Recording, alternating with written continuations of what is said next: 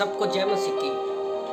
नया जीवन, प्रभु का वचन कहता है, मैं तुम सबको नया मन दूंगा और तुम्हारे भीतर नई आत्मा उत्पन्न करूंगा और तुम्हारी देह में पत्थर का हृदय निकालकर तुमको मांस का हृदय दूंगा।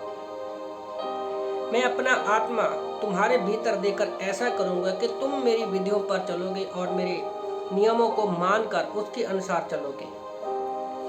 नया जीवन,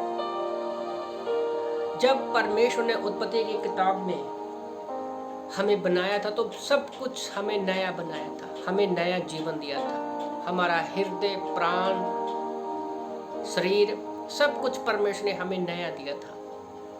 हमें नया मन और नया प्राण भी दिया था। पर आदम हवा के पाप के बाद उस नई आत्मा को, जो परमेश्वर ने अपना पवित्र आत्मा हमें दिया था बातें करने वाला, उसको खो दिया प्रभु की आज्ञा को तोड़कर आदम हवा ने। तो उसके बाद में क्या हुआ? पूरी दुनिया में पाप फैलता गया।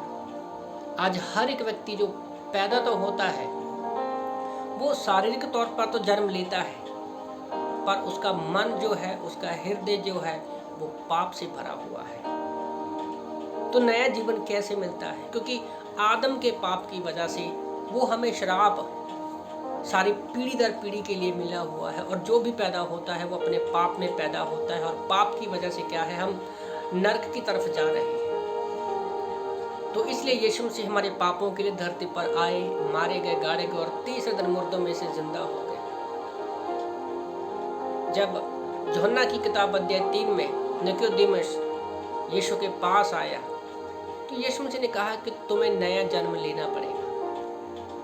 तो नया जन्म लेने के लिए हमें माता के गर्भ से दोबारा जन्म लेने की जरूरत नहीं है। सिर्फ और सिर्फ विश्वास करने से, यीशु मसीह पर, उसके बलिदान के ऊपर विश्वास करने से हमारा नया जन्म होता है। और जब हमारा नया जन्म होता है, हमें नया मन देता है और नई हमें आत्मा देता है। ये परमेश्वर हमसे वादा करते हैं। वो हमारे अंदर से जो पत्थर का हृदय है, जिसमें जलन, कड़वाहट, गुस्सा भर भर के है, वो पत्थर का बन चुका है। परमेश्वर हमें एक नया मन देता है, नई आत्मा देता है, ताकि हम उस परमेश्वर की संगति को महसूस कर सके, जो संगति हमने अदन की वाटिका में खो दी थी। तो परमेश्वर आज पवित्र आत्मा के द्वारा हमारे अंदर है।